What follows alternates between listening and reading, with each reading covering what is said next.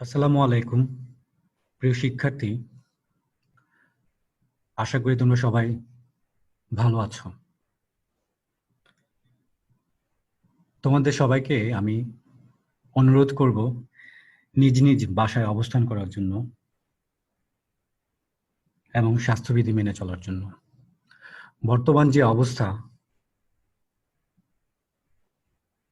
Corona পরিস্থিতি, এতে করে তোমাদেরকে অবশ্যই স্বাস্থ্যবিধি মেনে চলতে হবে এবং খুব সতর্ক থাকতে হবে, যাতে করে তোমরা সুস্থ থাকতে পারো এবং তোমাদের পরিবারের সবাই সুস্থ থাকেন। তোমাদের সর্বাঙ্গীন মঙ্গল কামনা করে আজকের অনলাইন সেশনটি আমি শুরু করতে যাচ্ছি। প্রিয় শিক্ষার্থী, আজকে তোমাদের জন্য যে বিষয়টি নিয়ে আমি উপস্থাপন করছি সেটা হচ্ছিল দ্বিতীয় বর্ষের শিক্ষার্থীদের জন্য।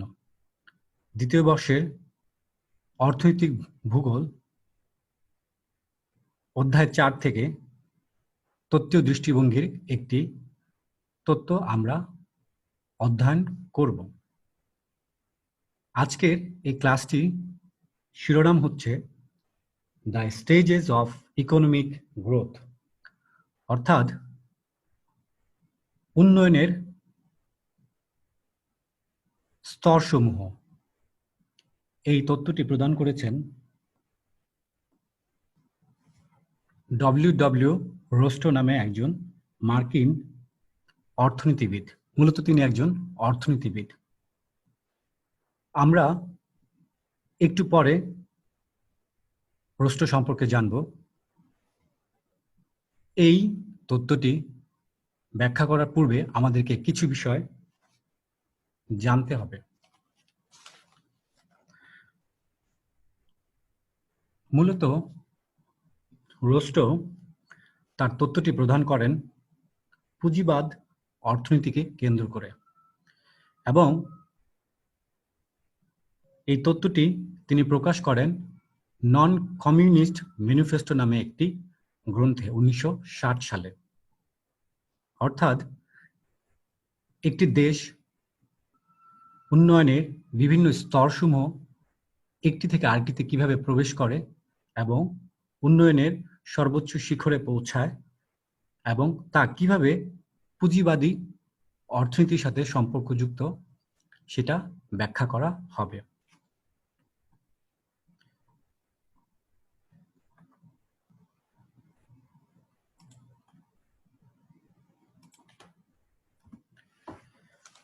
প্রিয় শিক্ষার্থী, প্রথমে আমরা এই তত্ত্বটি ব্যাখ্যা করার পূর্বে আমরা কিছু বিষয় খুব অল্প করে জেনে নেব। যেমন একটি শব্দ বারবার আসতে পারে, সেটা হচ্ছিল পুঁজিবাদ। তাহলে এক কথায় পুঁজিবাদ কি? ওকে, আমরা একটা ইংলিশ ডেফিনেশন পড়ছি, তারপর আমি এটাকে বাংলায় অনুবাদ করার চেষ্টা করব। Capitalism, an economic and political system in which a country's trade and industry are controlled by private owners for profit rather than by the state. অর্থাৎ এমন একটি অর্থনৈতিক এবং রাজনৈতিক ব্যবস্থা যেখানে একটি দেশের বাণিজ্য এবং শিল্প প্রতিষ্ঠান ব্যক্তিগত বা প্রাইভেট কোম্পানির অধীনে পরিচালিত হয় এবং এর লভ্যাংশ ব্যক্তিগতভাবেই ভোগ করা হয়। Rather than by the state, মানে যেখানে রাষ্ট্র কোনো ধরনের সক্রিয় ভূমিকা পালন করে না। অর্থাৎ পুঁজিবাদী অর্থনীতিতে ব্যক্তি পুঁজিকে ব্যবহার করার সম্পূর্ণ স্বাধীনতা দেওয়া হয় এবং ব্যক্তির কি ধরনের পণ্য বা সেবা উৎপাদন করবে এবং কার কাছে বিক্রি করবেন সেটা সম্পূর্ণভাবে চাহিদার উপর ডিপেন্ডেন্ট করে। অর্থাৎ পুঁজিবাদী অর্থনৈতিক ব্যবস্থায় পণ্যের আদান প্রদান সম্পূর্ণ চাহিদার উপর নির্ভরশীল এবং তার সাথে যোগানও সম্পর্কযুক্ত। যখন চাহিদা অনেক বেশি হবে, যোগান যদি কম থাকে, তাহলে সেক্ষেত্রে কি হবে? পণ্যের দাম অনেক বেশি হবে। যাই হোক, আমরা খুব সহজভাবে ক্যাপিটালিজম বা পুঁজিবাদ সম্পর্কে জানলাম। এখন আমরা ঠিক পুঁজিবাদের উল্টো জিনিস সমাজতন্ত্রবাদ বা সোশ্যালিজম সম্পর্কে একটু ধারণা নিব। প্রথমেই আমি একটা ইংরেজি সংজ্ঞা পড়ার চেষ্টা করছি, তারপর অনুবাদ করব।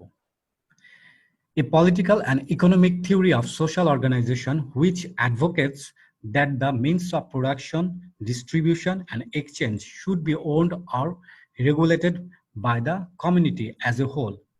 Social ownership can be public, collective, cooperative, or of equity.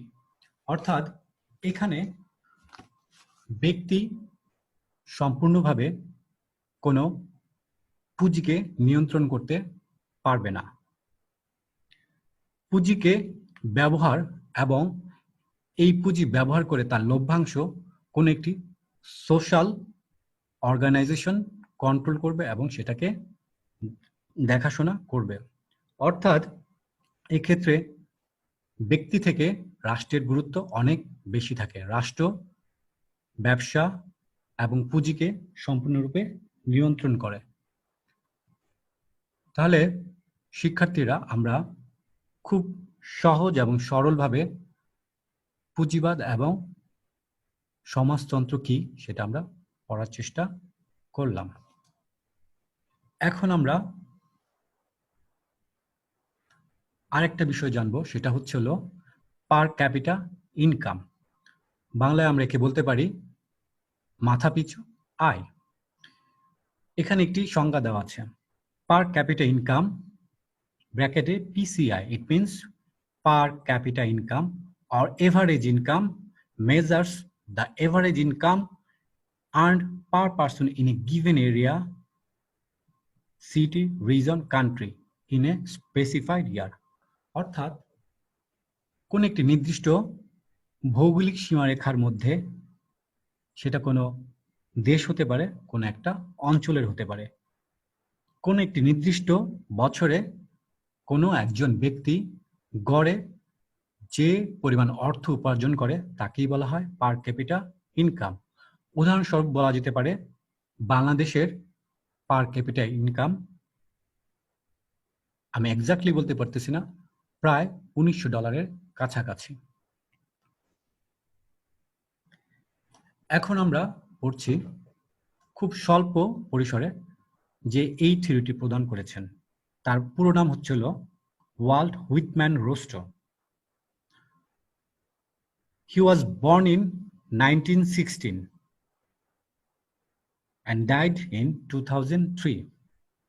Was an American economist, professor, and political theorist who served as National Security Advisor to President of the United States.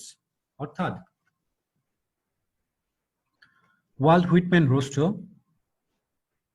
একজন আমেরিকান ইকোনমিস্ট, অর্থনীতিবিদ। তিনি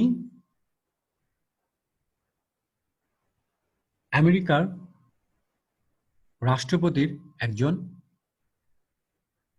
জাতীয় নিরাপত্তা বিশেষজ্ঞ হিসেবে কাজ করেছেন।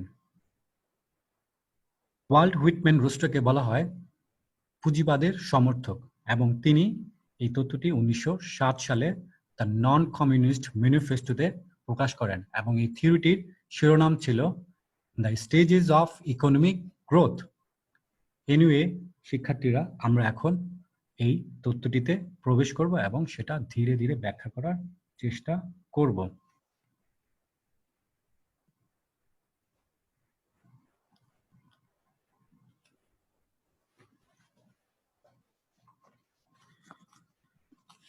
প্রিয় শিক্ষার্থী, রোস্টো তার অর্থনৈতিক প্রবৃদ্ধির বা উন্নয়ন স্তর গুলোকে মোট 5টি ভাগে বিভক্ত করেছিলেন।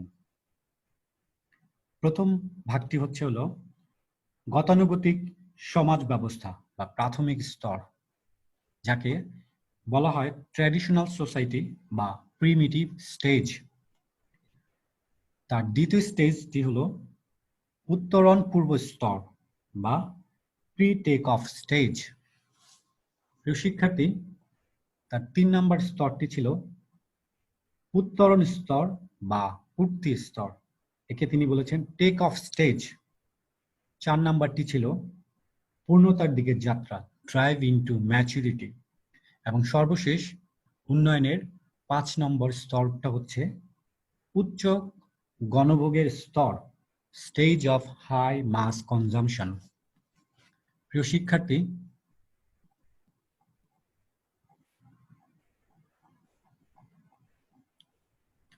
আমরা এখন ধীরে ধীরে এই স্টেজগুলো সম্পর্কে জানব। তাহলে এখন পর্যন্ত আমরা জানলাম যে মূলত এই তত্ত্বটিকে তিনি 5টি ভাগে বিভক্ত করেছেন: প্রথম, দ্বিতীয়, তৃতীয়, চতুর্থ এবং পঞ্চম। প্রথম যে স্তর, সবচেয়ে প্রাথমিক স্তরের নাম হচ্ছে হলো গতানুগতিক সমাজ ব্যবস্থা বা প্রাথমিক স্তর। ইংরেজিতে তিনি তার নাম দিয়েছিলেন দ্য ট্রেডিশনাল সোসাইটি বা প্রিমিটিভ স্টেজ। প্রিয় শিক্ষার্থী, আমরা এখন এই প্রাথমিক স্তরের কিছু বৈশিষ্ট্য পড়ব, উল্লেখযোগ্য বৈশিষ্ট্য পড়ব। মনে রাখতে হবে শিক্ষার্থী, এই 5টি স্টেজের সময় ব্যাপ্তি বিভিন্ন জায়গায় বিভিন্ন রকম হতে পারে। প্রথম স্টেজের সময়কাল 20 বছর হতে পারে, কোনো কোনো দেশে সেটি 30 বছর, 35 বছরও হতে পারে। যাই হোক, আমরা এখন প্রথম স্তরের মূল যে বৈশিষ্ট্য সেগুলো আমরা অধ্যয়ন করব। প্রিয় শিক্ষার্থী, তোমরা এখন স্ক্রিনে দেখতে পাচ্ছ প্রথম স্টেজের যে বৈশিষ্ট্যগুলো, সেগুলো আমি তোমাদেরকে পড়ে শোনাচ্ছি। সাবসিস্টেন্স এগ্রিকালচার আর হান্টিং অ্যান্ড গ্যাদারিং। যদি বাংলায় করা হয় সেটা এরকম হবে: কৃষিভিত্তিক অর্থনীতি, অস্তিত্ব নির্ভর অর্থনৈতিক কর্মকাণ্ড, শিকার ও সংগ্রহ করা প্রধান কর্ম। আমি আর ইংরেজিতে পড়ছি না, আমি বাংলায় পড়ছি। প্রথম স্তরে প্রাথমিক পর্যায়ের অর্থনৈতিক কর্মকাণ্ডের সাথে একটি নির্দিষ্ট এলাকার মানুষজন বেশি সংযুক্ত থাকবেন। সেখানে প্রযুক্তির স্বল্পতা থাকবে। প্রযুক্তি বলতে কৃষিতে, শিক্ষায়, চিকিৎসায় সবকিছুতেই প্রযুক্তির স্বল্পতা থাকতে পারে। বলা হচ্ছে এই স্টেজে সুগঠিত রাজনৈতিক ব্যবস্থা অনুপস্থিত থাকবে এবং সেখানে রাজনৈতিক অস্থিরতা বিরাজমান থাকবে। জিডিপির আকার খুবই ছোট হবে, মাথাপিছু আয় খুব কম হবে, জনসংখ্যার বৃদ্ধি বেশি হবে, সামাজিক সুরক্ষার অভাব থাকবে, মৌলিক অধিকারগুলো পরিপূর্ণ নয় এবং এই সমাজে বা এই ধরনের এই স্তরে বিশুদ্ধ পানির স্বল্পতা দেখা যাবে, শিশু মৃত্যুহার বেশি হবে, প্রাথমিক শিক্ষায় বিনিয়োগ খুব অল্প থাকবে এবং মানুষজন পাকা পায়খানা ব্যবহারে অভ্যস্ত থাকবে না, কারণ অর্থনৈতিক ব্যবস্থা অতটা শক্তিশালী না হওয়ার কারণে মানুষ এই ধরনের সুযোগ সুবিধা থেকে বঞ্চিত থাকবে। তাহলে প্রিয় শিক্ষার্থী, আমরা বুঝতে পারলাম যে প্রথম পর্যায়ে যে অর্থনৈতিক কর্মকাণ্ড, সেখানে মূলত মানুষজন অর্থনৈতিক কর্মকাণ্ডটা এমনভাবে পরিচালিত করবে যেটা শুধু তাদের নিজস্ব চাহিদা মেটাবে এবং সেই চাহিদা মেটানোর পর খুব বেশি উদ্ধৃত থাকবে না এবং সেখানে মাথাপিছু আয় খুব কম থাকবে। মাথাপিছু আয় কম থাকার কারণে মানুষজন অর্থ সঞ্চয় করতে পারে না এবং যেহেতু অর্থ সঞ্চয় করতে পারে না, সেজন্য মূলধনের অভাব থাকার কারণে সে সেটাকে বিনিয়োগ করতে পারবে না। তাহলে আমরা প্রথম পর্যায়ের যে মূল বৈশিষ্ট্যগুলো সেগুলো আমরা পড়ে নিলাম।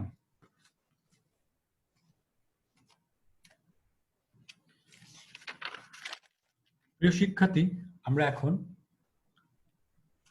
দ্বিতীয় স্তর সম্পর্কে অধ্যয়ন করব। প্রিয় শিক্ষার্থী, তোমরা এখন যে স্ক্রিনে যে অংশটা দেখছো সেই অংশটি সম্পূর্ণ করা হয়নি। আমি এটি সম্পূর্ণ করার পর এই সফট কপিটি আবার তোমাদের প্ল্যাটফর্মে দিয়ে দেওয়ার চেষ্টা করব। দ্বিতীয় স্টেজের নাম হচ্ছে হলো উত্তরণ পূর্ব স্তর বা প্রি টেক অফ স্টেজ, প্রথম পর্যায়ের পরের স্তরটি। এই স্তরের মূল বৈশিষ্ট্যসমূহ হচ্ছে হলো মৌলিক বিজ্ঞানভিত্তিক শিক্ষা ব্যবস্থা, রেনেসাঁর সূত্রপাত, নতুন ধর্মীয় ও সামাজিক ও রাজনৈতিক চেতনার উন্মেষ ঘটতে পারে, মানুষের মধ্যে ভোগের প্রবণতা বৃদ্ধি পাবে, জাতীয় আয়ের 5% মূলধন গঠনে ব্যবহৃত হবে, ব্যাংক, বীমা ও আর্থিক ও অন্যান্য প্রতিষ্ঠান গড়ে উঠবে। উদাহরণস্বরূপ, বর্তমানে ইথিওপিয়া, কম্বোডিয়া, মায়ানমার, কেনিয়া প্রভৃতি দেশের কথা উল্লেখ করা যেতে পারে এবং এমনকি এই দ্বিতীয় স্তরে বাংলাদেশের কথাও উল্লেখ করা যেতে পারে।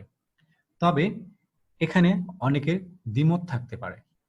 অনেকে বলতে পারেন যে বাংলাদেশ দ্বিতীয় স্তরে অবস্থান করছে না, বাংলাদেশ আসলে অবস্থান করছে তৃতীয় স্তরে। যাই হোক শিক্ষার্থীরা, আমরা এই বিষয়টি নিয়ে আমরা আরেকটু পরে বিস্তারিত আলোচনা করব। তাহলে পরে দ্বিতীয় স্তরে আমরা যেটা বুঝতে পারছি সেটা হলো যে প্রথম পর্যায়ে যে ধরনের অর্থনৈতিক কর্মকাণ্ড পরিচালিত হতো তার থেকে দ্বিতীয় স্তরে মানুষের অর্থনৈতিক কর্মকাণ্ডের হার এবং পরিসর বৃদ্ধি পায়। সেখানে শিক্ষার সুযোগ বৃদ্ধি পায়, চিকিৎসা সেবা বৃদ্ধি পায় এবং মানুষের মৌলিক অধিকারগুলো ধীরে ধীরে প্রতিষ্ঠিত হতে থাকে, যার ফলে মানুষের মধ্যে সচেতনতা বৃদ্ধি পায় এবং এখানে মানুষ অর্থনৈতিক কর্মকাণ্ডের প্রতি আরো আগ্রহী হয়ে ওঠে, যার ফলে মানুষজন তার সম্পদ রক্ষা করা এবং সঞ্চয় করার প্রবণতা বৃদ্ধি পায়। সঞ্চয় করার প্রবণতা বৃদ্ধি পাবার ফলে জাতীয় আয়ে একটি পরিবর্তন ঘটে এবং জাতীয় আয়ের শতকরা 5% মূলধন গঠনে ব্যবহৃত হয়।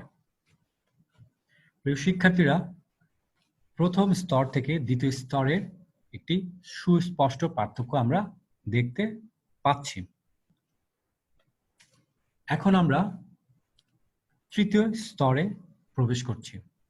প্রিয় শিক্ষার্থী, এর আগে আমরা পড়েছি প্রথম স্তর, দ্বিতীয় স্তর। প্রথম স্তরে যেখানে মানুষের অর্থনৈতিক কর্মকাণ্ড খুব সীমিত থাকে, দ্বিতীয় স্তরে মানুষের অর্থনৈতিক কর্মকাণ্ড আর একটু বেগবান হয়, যার ফলে সে কি করে, তৃতীয় স্তরে প্রবেশ করে। অ্যাকচুয়ালি এটাকে একটা বিমানের সাথে উদাহরণস্বরূপ বলা যেতে পারে। যেমন একটি বিমান একটি রানওয়েতে যখন চলতে শুরু করে তখন তার গতি কম থাকে, এই গতিটা যখন বাড়তে থাকে সে দ্বিতীয় স্তরে পৌঁছায়, তখন গতিটা আরো বাড়তে থাকে এবং গতিটা যখন অনেক বাড়তে থাকে তখন সে এই রানওয়ে থেকে শূন্যে আস্তে আস্তে উঠতে শুরু করে। এই শূন্যে ওঠার জন্য তার একটা নির্দিষ্ট গতিবেগ প্রয়োজন। প্রিয় শিক্ষার্থী, এই উদাহরণটি দিয়ে আমি বোঝানোর চেষ্টা করছি যে প্রথম স্তর এবং দ্বিতীয় স্তরে অর্থনীতির গতি বৃদ্ধি পাওয়ার ফলে ধীরে ধীরে অর্থনীতিতে তৃতীয় স্তরে প্রবেশ করে এবং এখানে অর্থনৈতিক কর্মকাণ্ডের পরিধি অনেক বিস্তৃতি লাভ করে। তো শিক্ষার্থী, আমরা এখন তৃতীয় স্তরের কিছু উল্লেখযোগ্য বৈশিষ্ট্য সম্পর্কে বলছি। জাতীয় আয়ের 5 থেকে 10% মূলধন গঠনে ব্যবহৃত হয়। যন্ত্রচালিত শিল্প উৎপাদন ব্যবস্থা দেখা যায়। এই স্তরে একটি দেশ 20 থেকে 30 বছর অবস্থান করতে পারে। উদাহরণস্বরূপ Bharat, Philippines, Bangladesh Mexico, Argentina প্রভৃতি দেশের কথা বলা যেতে পারে। আধুনিক যন্ত্রপাতি ও প্রযুক্তির ব্যবহার বৃদ্ধি পায়। স্থানীয় সরকার ব্যবস্থা, সামাজিক সংগঠন গড়ে ওঠে এবং প্রশাসনিক কাঠামো সৃষ্টি হয়। সরকার ধীরে ধীরে স্থিতিশীল হয়, যার ফলে মানুষজনের মধ্যে একটি সামাজিক সুরক্ষা মনোভাব সৃষ্টি হয়। মানুষজন মূলধন গঠনে মনোযোগী হয় এবং সঞ্চয়ে মনোযোগী হয়, এবং এই স্টেজে অর্থনীতিতে আমদানি কমতে থাকে এবং রপ্তানির পরিমাণ বাড়তে থাকে। যেহেতু রপ্তানির পরিমাণ বাড়তে থাকে এবং আমদানির পরিমাণ কমে যায়, সেক্ষেত্রে একটা পর্যায়ে এসে দেখা যায় যে জিডিপির পরিমাণ অনেক বেড়ে যায় এবং মানুষজনের আয় অনেক বেড়ে যায়।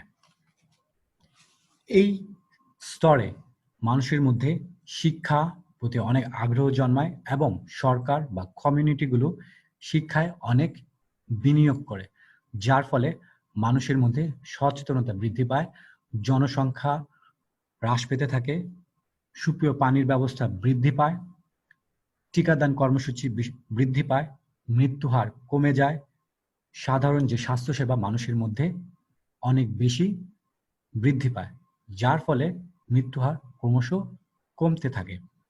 মানুষজন ধীরে ধীরে অর্থনৈতিক স্বাধীনতা ভোগ করতে থাকে। প্রিয় শিক্ষার্থী, এর পরের স্টেজটি বা স্তরটি হচ্ছিল পূর্ণতার দিকে যাত্রা, যাকে ইংরেজিতে বলছে ড্রাইভ ইনটু ম্যাচুরিটি। শিক্ষার্থী, এই স্তরের মূল বৈশিষ্ট্যগুলো আমি তোমাদেরকে বলছি। জাতীয় আয়ের 10 থেকে 20 ভাগ মূলধন গঠনে ব্যবহৃত হয়। উৎপাদন বৃদ্ধি পায়, প্রযুক্তির ব্যবহার বৃদ্ধি পায়, কৃষি, শিল্প, শিক্ষা, স্বাস্থ্য ও যোগাযোগের ক্ষেত্রে প্রযুক্তি অত্যন্ত বৃদ্ধি পায়, যেটা আমরা অনেক উন্নত বিশ্বে দেখতে পাচ্ছি। বৈদেশিক সাহায্য নির্ভরতা একেবারেই কমে যায়। আমদানি আরো হ্রাস পায় এবং রপ্তানি সর্বোচ্চ পর্যায়ে পৌঁছায়। এই স্তরকে আত্মনির্ভরশীল স্তরও বলা হয়। সেলফ সাস্টেইনিং স্টেজ হিসেবে অনেকে একে বর্ণনা করেছেন। প্রিয় শিক্ষার্থী, আমরা সহজেই বুঝতে পারছি যে তৃতীয় স্তর থেকে চতুর্থ স্তরের অবস্থা আরেকটু উন্নত। সেখানে সকল ধরনের অর্থনৈতিক কর্মকাণ্ড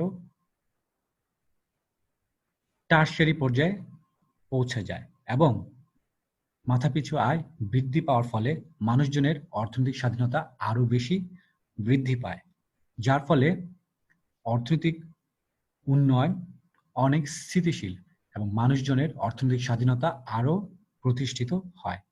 শিক্ষার্থী, এখন আমরা পড়ব পঞ্চম স্তর, যাকে বলা হচ্ছিল অর্থনৈতিক উন্নয়নের শেষ স্তর। রোস্টোর ভাষায় এটাকে বলা হচ্ছিল উন্নয়নের শেষ স্তর।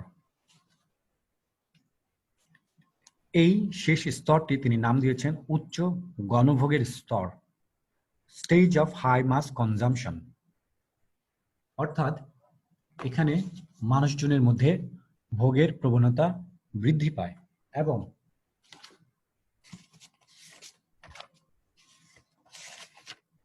মানুষজন নিজের ইচ্ছায় বা স্বেচ্ছায় যে কোনো ধরনের সেবা গ্রহণের জন্য আগ্রহী হয়ে ওঠে। আমরা এই জিনিসটি বা এই বিষয়গুলোকে আরেকটু পরে ব্যাখ্যা করছি। আমরা এই অংশে বা পঞ্চম স্তরের মূল উল্লেখযোগ্য বিষয়গুলো পড়ার চেষ্টা করি। অসংখ্য শিক্ষা প্রতিষ্ঠান গড়ে ওঠে, শিল্প প্রতিষ্ঠান গড়ে ওঠে, মৌলিক চাহিদা পরিপূর্ণ হয় এবং অন্যান্য চাহিদা যেমন মোটরযান, বিমানে চড়া, হেলিকপ্টারে ভ্রমণ, এয়ার কুলার ব্যবহার, এসি ব্যবহার বোঝাতে চাচ্ছে, রেফ্রিজারেটরের ব্যবহার বৃদ্ধি পায়। মানুষ যে কোনো ধরনের সেবা অর্থের বিনিময়ে কিনতে চায় বা ক্রয় করতে চায়। উচ্চ গণভোগের স্তরে পৌঁছানোর দেশসমূহ উদাহরণস্বরূপ বলা যেতে পারে মার্কিন যুক্তরাষ্ট্র, যুক্তরাজ্য, কানাডা, জাপান প্রভৃতি দেশ, এবং কিছু স্ক্যান্ডিনেভিয়ান কান্ট্রিকেও বলা যেতে পারে যে এরা উচ্চ গণভোগের স্তরে পৌঁছে গেছে। প্রিয় শিক্ষার্থী, অর্থাৎ উচ্চ গণভোগের স্তরটা হচ্ছে এরকম একটি স্তর যেখানে মানুষ অর্থনৈতিক স্বাধীনতা সম্পূর্ণভাবে ভোগ করে এবং সেই রাষ্ট্রে কল্যাণ রাষ্ট্র প্রতিষ্ঠিত হয়। কল্যাণ রাষ্ট্র বলতে এখানে বোঝানো হচ্ছে যে একজন নাগরিক তার প্রয়োজন মতো সকল ধরনের সুযোগ সুবিধা গ্রহণ করতে পারে এবং সেখানে অভাব বা দারিদ্র থাকে না এবং বেকার সমস্যা থাকে না। আমরা পরবর্তীতে যখন এই রোস্টের তত্ত্বের যে সমালোচনা আছে সেখানে আমরা বাকি বিষয়গুলো জানব। এখন আমরা চতুর্থ পর্যায় এবং পঞ্চম পর্যায়ের মধ্যে পার্থক্যটা বলার চেষ্টা করি। চতুর্থ পর্যায়ে শ্রমিকের মূল্য বৃদ্ধি পায়, অর্থাৎ শ্রমিক তখন শ্রম নির্ভর কাজগুলো আর করতে চায় না। শ্রমিককে তখন অনেক বেশি মূল্যায়ন করা হয়। মালিক শ্রমিককে প্রতিপক্ষ ভাবে নেন না এবং শ্রমিকের জন্য সুযোগ সুবিধা বৃদ্ধির চেষ্টা করেন। সেভাবে শ্রমিকও নেগোসিয়েশনের সুযোগ পায়। সংগঠনগুলোর গুণগত মান নিশ্চিত করা হয়, যেমন সরকার, স্থানীয় সরকার, এদের কার্যক্রম অনেক বৃদ্ধি পায়। এরা সেবাগুলো অনেক সচেতনভাবে প্রদান করে। প্রিয় শিক্ষার্থী, পঞ্চম স্তরে এর চেয়ে আরেকটু উন্নত স্তর এবং সেখানে অর্থনৈতিক স্বাধীনতা অনেক বেশি।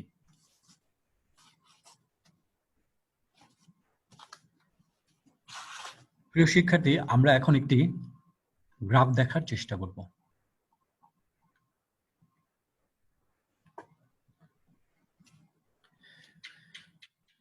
প্রিয় শিক্ষার্থী, একটি গ্রাফের হরাইজন্টাল বা দিকে আমরা দেখতে পাচ্ছি এখানে সময় এবং ভার্টিক্যালি ওয়াই অক্ষে আয়কে দেখানো হয়েছে এবং প্রথম স্তর, দ্বিতীয় স্তর, তৃতীয় স্তর, চতুর্থ স্তর এবং পঞ্চম স্তরে ভাগ করা হয়েছে। প্রথম স্তরকে বলা হচ্ছে গতানুগতিক সমাজ ব্যবস্থা, প্রস্তুতি স্তর, উত্তরণ স্তর, পূর্ণ উন্নয়নের অভিমুখী স্তর, সম্প্রসারিত ভোগ ব্যবস্থা স্তর। এখন আমরা দেখতে পাচ্ছি যতই সময় বৃদ্ধি পাচ্ছে আয় ততই বৃদ্ধি পাচ্ছে। অর্থাৎ প্রথম স্তরে আমরা দেখতে পাচ্ছি যে আয় একেবারেই কম। দ্বিতীয় স্তরে সেই কার্ভ বা কালো রেখাটি আস্তে আস্তে উপরে উঠে যাচ্ছে, তৃতীয় স্তরে আরো উপরে উঠে যাচ্ছে, চতুর্থ স্তরে আরো বেড়ে গেল এবং পঞ্চম স্তরে আয় সর্বোচ্চ পর্যায়ে পৌঁছালো। এর কারণ হচ্ছিল এই স্তরে বিনিয়োগ বৃদ্ধি করা হয় এবং বিনিয়োগ বৃদ্ধির ফলে কর্মসংস্থানও বৃদ্ধি পায় এবং আয়ও বৃদ্ধি পায়। প্রিয় শিক্ষার্থী, এখন আমরা রোস্টোর এই তত্ত্বের কিছু সমালোচনা বলার চেষ্টা করব। রোস্টো এই যে স্তরসমূহ, এই স্তরসমূহ সম্পর্কে কোনো সুনির্দিষ্ট সময় জ্ঞাপন করেননি। অর্থাৎ প্রথম স্তর, দ্বিতীয় স্তর, তৃতীয় স্তর, চতুর্থ স্তর এবং পঞ্চম স্তরের মধ্যে কোন স্তরে কি পরিমাণ সময় লাগতে পারে নির্দিষ্ট করে তিনি কিছু বলেননি। তিনি বলেছেন যে বিভিন্ন দেশের ক্ষেত্রে বিভিন্ন রকম সময় ব্যাপ্তি বিভিন্ন রকম হতে পারে।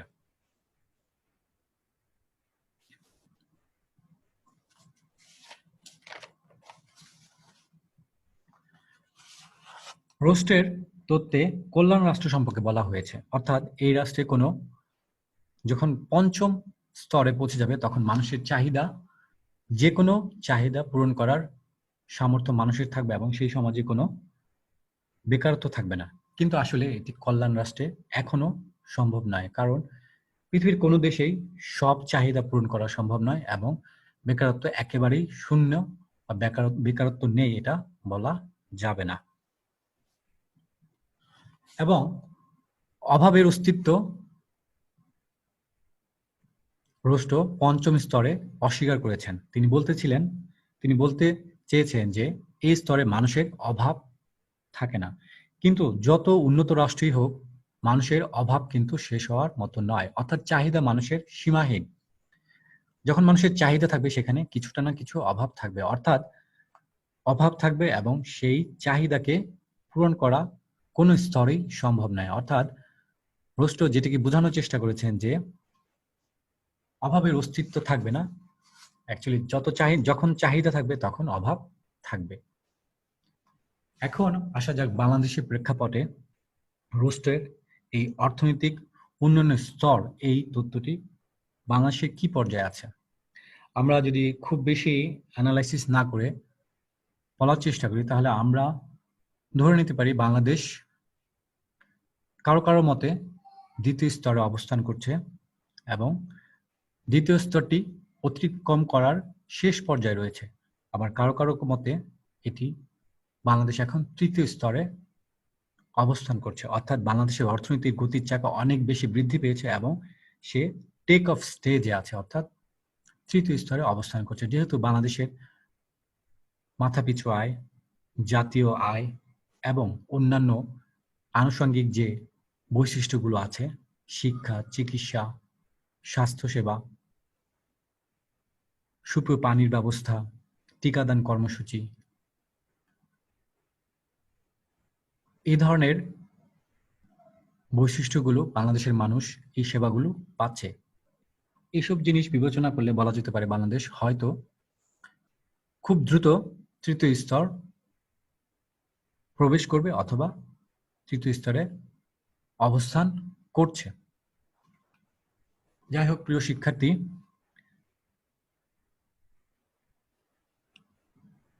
আমরা আজকে রোস্টোর অর্থনৈতিক প্রবৃদ্ধির স্তরসমূহ অধ্যয়ন করলাম। আশা করি তোমরা বুঝতে পেরেছ। অনলাইন ক্লাসে কোনো কিছু বোঝানো অনেক কঠিন, তারপর আশা করি তোমরা বুঝতে পেরেছ এবং তোমাদেরকে অনুরোধ করব পাঠ্য বই একটু অধ্যয়ন করার জন্য, তাহলে বাকি বিষয়গুলো তোমরা খুব সুন্দর করে বুঝতে পারবে। তোমরা সবাই সুস্থ থেকো, ভালো থেকো, আমাদের জন্য দোয়া করবে। আল্লাহ হাফেজ।